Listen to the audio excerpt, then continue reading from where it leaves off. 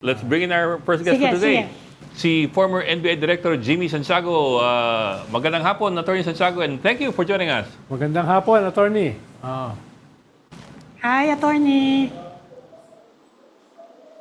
Sir, Maririnig mo po kami. Dinig niyo kami, sir? Nakamute po ata. Baka nakamute po Nakamute. kayo. Nakamute po ata ka. kayo. Yan. Yan. Okay ho. Ayan na, okay na. Yan. Good afternoon ho sa inyo. Naku, long time no see. Hi. Sir Ed, Sir Ronald.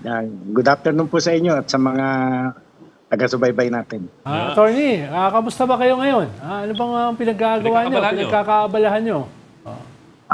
Lagi ako sa bahay pero meron akong teaching load sa Universidad de Manila. Nagtuturo rin ho ako. You're now a teacher. Ano pong naturo nyo, if you don't mind? Criminal procedure. Uy, tama-tama. Para hindi kalawangan yung utak.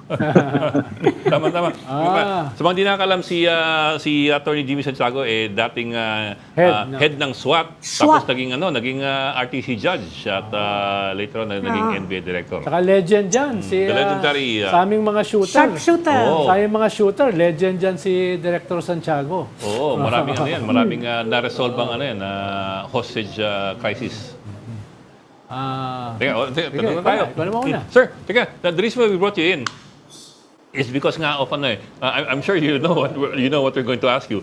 Itong nung panahon ninyo sa NBI, doon po nangyari yung November 23, 2024 na broadcast ni VP Sara Duterte, at kayo po ay nag-imbestiga, if I remember right, when we guested you before sa story ko, kayo po ay nag-imbestiga.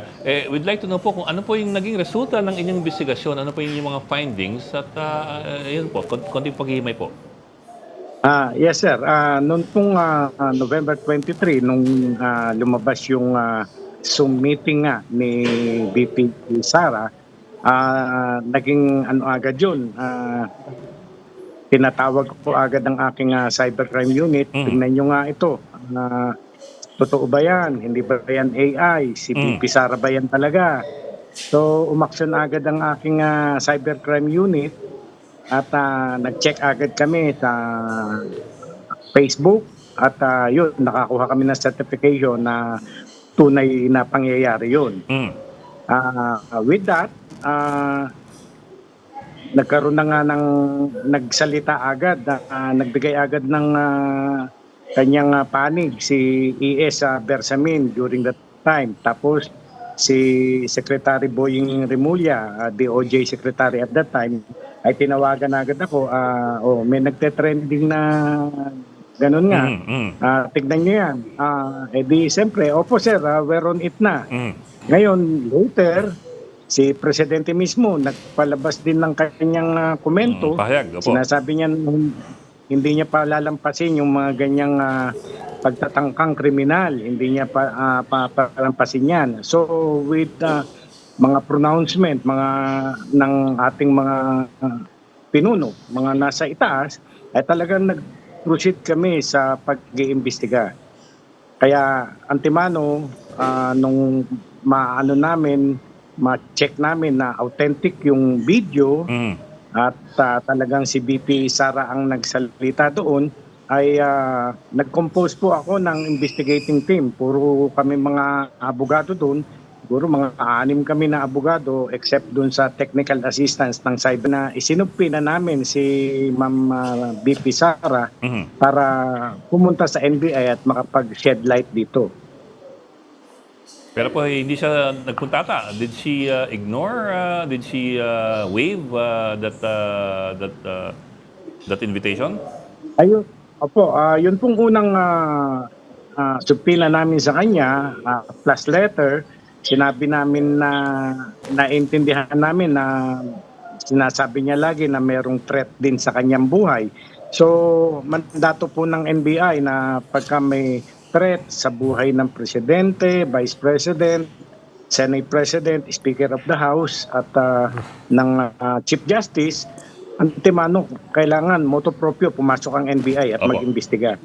So sinabi namin kay Ma'am VP Sara na ma'am, imbestigahan natin lahat yan. Pinapapunta nga namin siya sa NBI pero hindi siya sumipot. Nagpadala siya ng abogado, kung hindi ako nagkakamali, Attorney Lim, at sinabi nga sa amin na hindi makakarating si VP Sara dahil busy siya sa pagpe-prepare doon sa merong investigation ng Congress. So, nireset ko yung investigation para mabigyan siya ng time at at the same time, sinabi ko, tinanong niya rin kung ano ba yung iimbestigahan namin sa kanya. Sinabi namin punto by punto. Pero yung pangalawang pagkakataon, hindi pa rin po siya sumipot. Attorney, paano naman yung sinasabi niya na Project Romanov na meron daw plot para ubusin ang kanyang pamilya? Yung ba ay Ayan nga po. napaabot sa inyo noon at naimbestigahan nyo rin? Alam nyo, nagsalita si VP Sara because of the question of si Princess Maui. Opo. Ang tunay na pangalan niya ay si Julius Melanio. Nagulat kami, bakit bigla na lang na sinabi niya na, ma'am, yung merong operation na Romanov. Parang ang nangyari na may operation Romanov against VP Sara. But then, chinek namin yung Romanov na yan. At napag-alaman namin, nagmula yan kay Baste. Mayor Baste.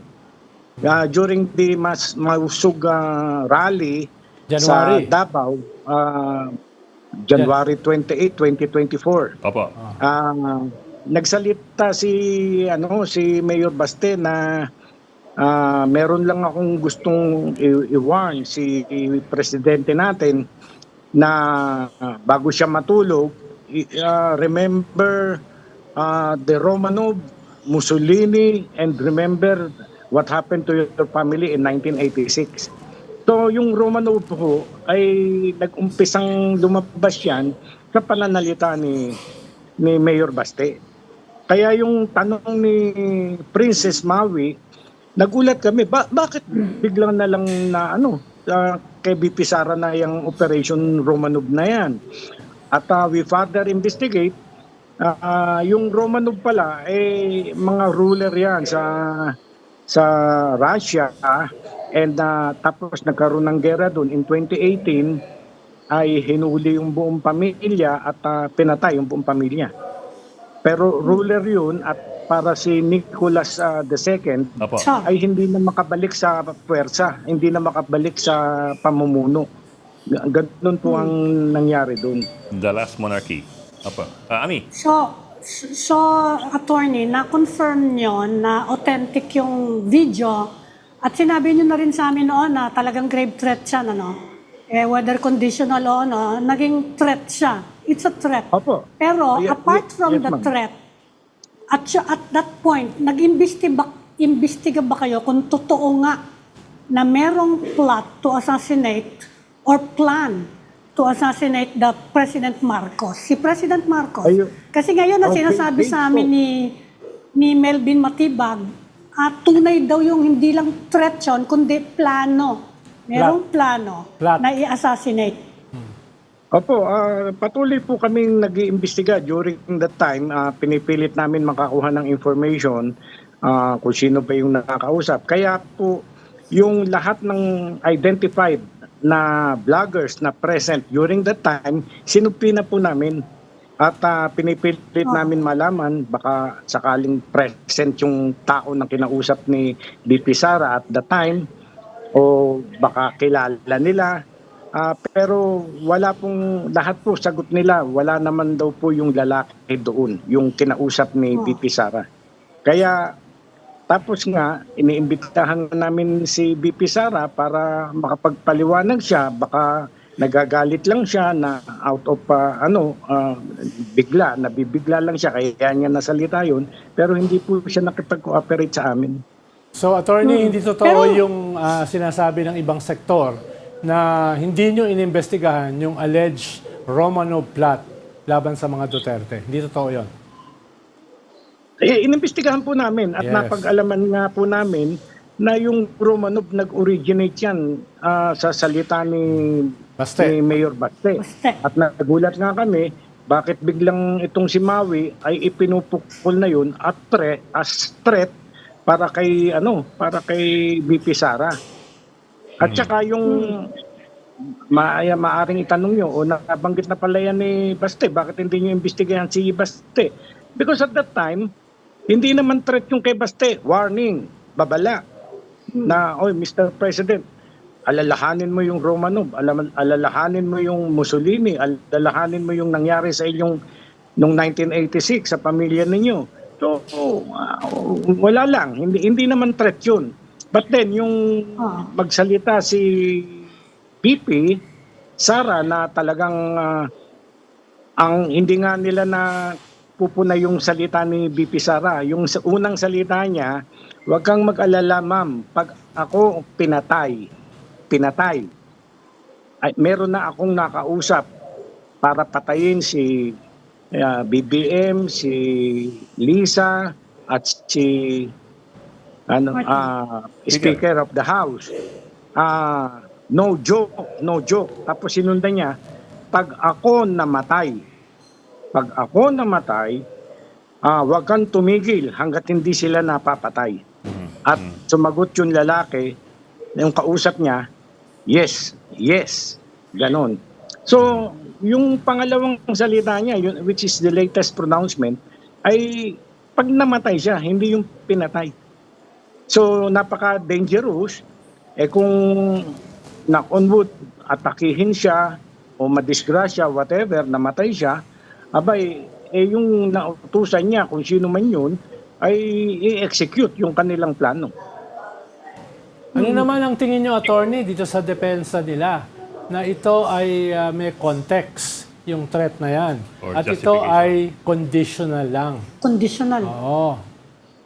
Ay, hindi po ang ang threat po maaring may condition o walang condition. Pagka nasabi mo na yung pananakot, yung mga words or utterances na ng crime against sa isang tao o sa kanyang pamilya o sa kanyang property, yan ho ay papasok sa grave threat. Attorney, if I may, para lang po klaro kasi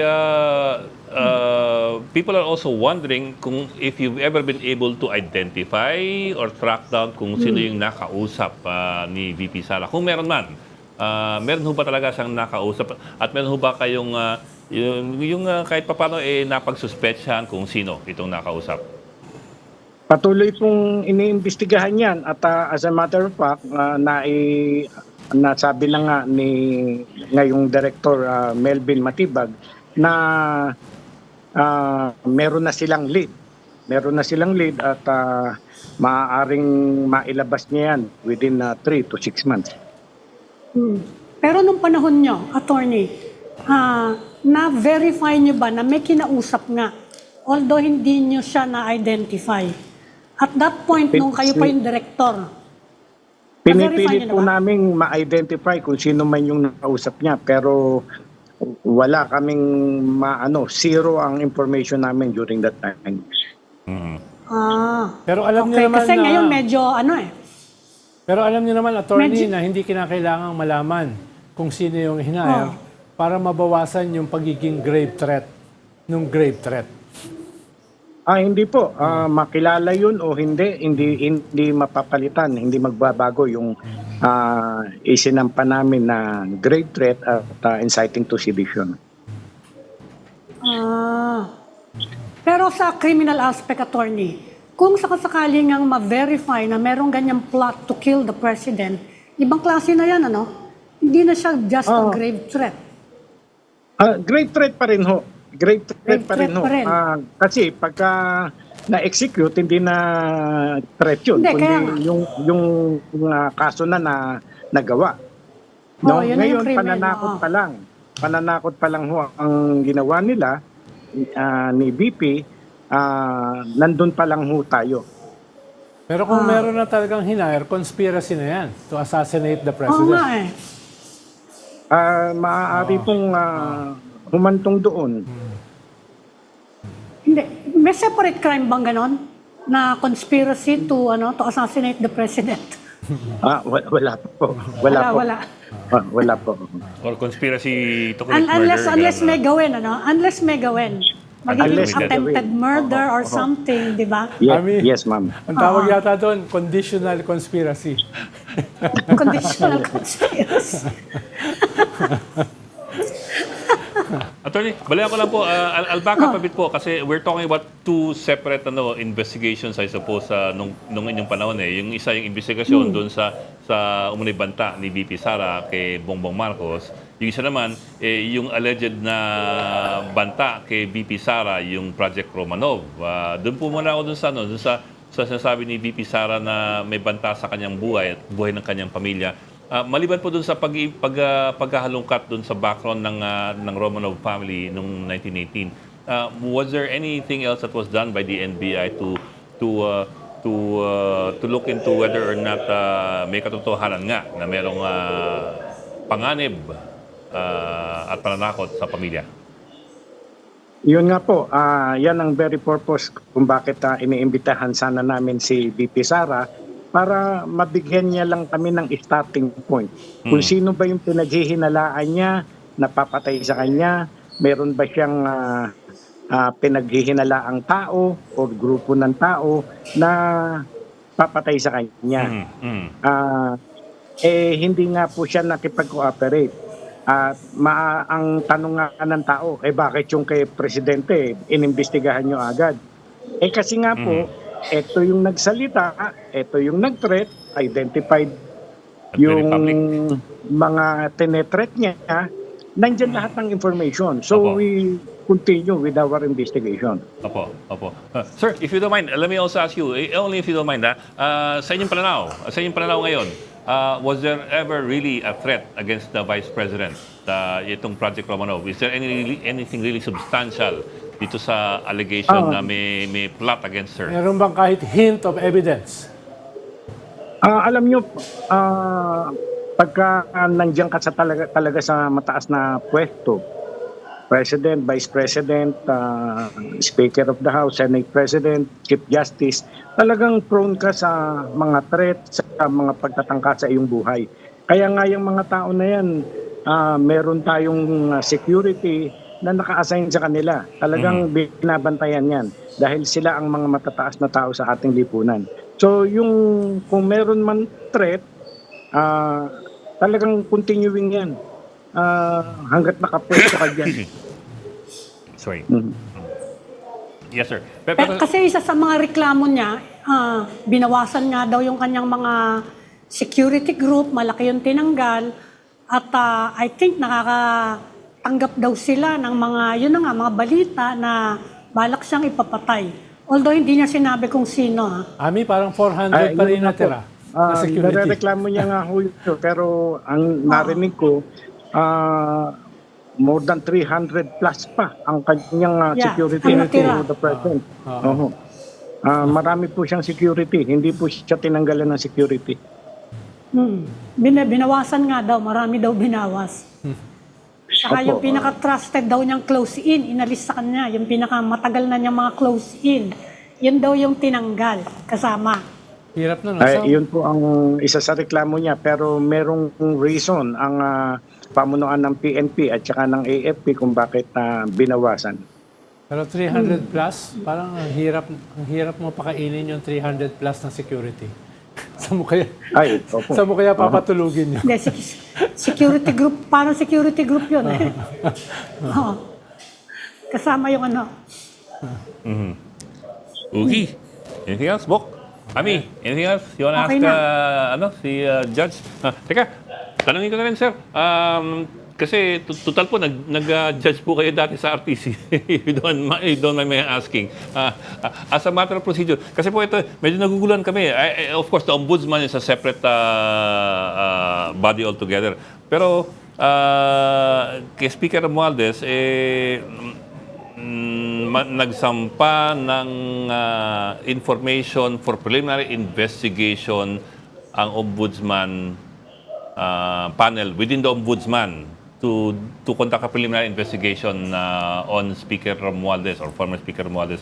ano pong parang anong level 'yon? Malayo pa 'yun sa korte, no? Hindi pa 'yun sa korte. It is still within the investigation. Yes, ang isinampa ng Office of the Ombudsman ay complaint para magkaroon ng preliminary investigation doon sa mga accusation nila laban kay Speaker. Sa pagkonduct ng preliminary investigation, ang quantum of proof na re-require na ngayon ay prima facie evidence with certainty of guilt. Certainty of guilt. Noon dati, or conviction. probable cause lamang. Probable cause, isasampan na yung kaso. Kaya marami noon na cases na nadi-dismiss. Ngayon po, kailangan may certainty of guilt. Kaya po maingat na maingat ang ginagawa dyan. Tulad po ng yung pinag-imbestiga namin kay BP Sara, yun nga po, 7 kami na abogado na nag-aral. Tapos habang nag-case build up, meron kaming 3 prosecutor na nag-a-assist sa amin para makitang mabuti, meron kaming prima facie case against the BP. At may certainty of guilt. So, nung maaprubahan lahat yun, kumpleto ng aming ebidensya, isinampa namin at nag-conduct po ng preliminary investigation ang DOJ. So, talagang iba siya sa fact-finding. Kasi ang pagkakaintindi namin, akala namin iimbestigahan na tapos ipafile na sa korte. Ngayon, mag-preliminary investigation pa lang. Yun una pong ginawa ng ombudsman ay case build up. Ayun nga po, fact-finding. Pagka meron na sila kompleto, isasampan na nila yan for preliminary investigation. At mas matindi nga ho yun. Bibigyan na ng pagkakataon, ibig sabihin meron na silang prima facie evidence laban kay Speaker. Kaya ngayon naman ho, preliminary investigation na, bibigyan ng pagkakataon yung inirereklamo na sumagot dun sa mga accusation ng Office of the Ombudsman. Pagka po yun, hindi maganda ang sagot niya, hindi na nakumbinsi ang investigator, ang preliminary investigation officer, isasampa po yun sa korte. At ang korte na pagsasampahan ay yung Sandigan Bayan. So, So, tatawagin na si Speaker ng Ombudsman. Tatawagin na siya Papatawag ngayon. na po siya, papadala ng subpoena, ito yung mga inaakusa namin sa iyo, sagutin mo. Pagka hindi maganda ang sagot niya, hindi justifiable lang mga sagot niya, papanik po yun sa Sandigan Bayan. Pero sir, at this point po, malayo pa yan sa mga warrants. Lahat ng mga sapilin na yan is still Wala pa. voluntary, kumbaga hindi pa siya mandatory. Wala pa pong warrant. Ang warrant po ang mag-i-issue niyan kung sakaling sumampa ay Sandigan Sandigan Bayan. Bayan. Opo. Pero pwede na yung provisional hold order. Kahit Habang iniimbestigahan ng tao, meron kaming procedure ngayon na yun nga, hold order, no? Provisional. Ina-apply namin yan. Yung mga piskal, DOJ, Ombudsman, i-a-apply yan sa korte. At ang korte ang mag-a-approve na hindi siya pwedeng lumabas habang may preliminary investigation. Okay. Attorney, bakit nagkaroon siya ng freeze order sa kanyang accounts? Ang tagal pa bago siya sinampahan dito sa preliminary investigation. Parang a year ago pa yun eh. Yung kanyang hold yun po ang procedure talaga. Pagka nag-request ng freeze order, aakto agad ang korte at ayun, discretion po ng korte yan kung ipiprease agad o hindi. Pero bakit ang aga? Long before yung PI? Dahil nga ang sinasabi nga, ang involved yung mga pera na nawala sa gobyerno, kaya pinapaprease agad. Kahit wala pa talagang kaso? Oo. Kahit wala pa nakasampang kaso? Pwede na mag-freeze? Oo. During fact-finding, during preliminary investigation, pwede na pong yung investigating authority like the ombudsman, like the fiscal, pwede na pong mag-move ng freeze order. Pero 60 days lang yun, ano? Pwede pong ma-extend. Ma-extend. Oo. Pwede po. Oo. 60-60-60. Hmm. Ganon. Okay. Ah. So, Okay. attorney, where we are right now, medyo malayo pa yung tatakbuhin. Medyo malayo pa. Siguro kung isang buwan, pinakamabilis. Talaga? Ah. Yung PI? Ganun po. Aha. Okay. There you go. Hindi, Okay. kung nag-fact-finding na kasi, di ba? Nag-fact-finding na kasi pagka binigyan ng subpoena si speaker, bibigyan siya ng 10 araw para mag-submit ng counter affidavit. Pagka nag-submit siya ng counter affidavit, titignan ng fact-finding panel kung meron pa silang idadagdag. Pag wala na, sasabihin nila submitted for resolution. Pagka naman may gustong idagdag, magpapile pa sila ng reply. Tapos, si speaker naman, magkakaroon ng pagkakataon magpasa ng rejoinder. Kaya lalong tatagal. Kaya Pero isang buwan. kung kumpleto na ang ebidensya, antimano yan, isasampan na agad yan pagkatapos ng counter affidavit. Kaya isang Okay. buwan kasi you give so many days to each side to respond. Mga 10 days lang, no? Usually 10 days lang. 10 working days ba yan? Yes ma'am. 2 weeks, bale.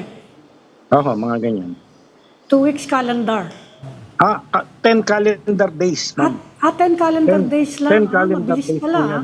Nung 10 fiscal calendar 2 days. ako, ganon, 10 calendar days. Opo.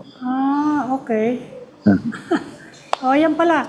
Baka naman magkaroon na nga ng kaso sa korte before Christmas. 2026 pala yung Christmas. Before Christmas. Hindi 2025. Teka, Ami, July pa lang eh. Hindi, before Christmas. Yun ang pangako last year eh. 2026 pala Christmas. Kung maisasampayan, talagang before Christmas yan. Ayan na. Pero Ayan, before yung Christmas. malaking yung kung isasampay ko talaga, Ami. Oo nga. Nasa kung pa lang tayo. Hindi. Okay, meron pa po.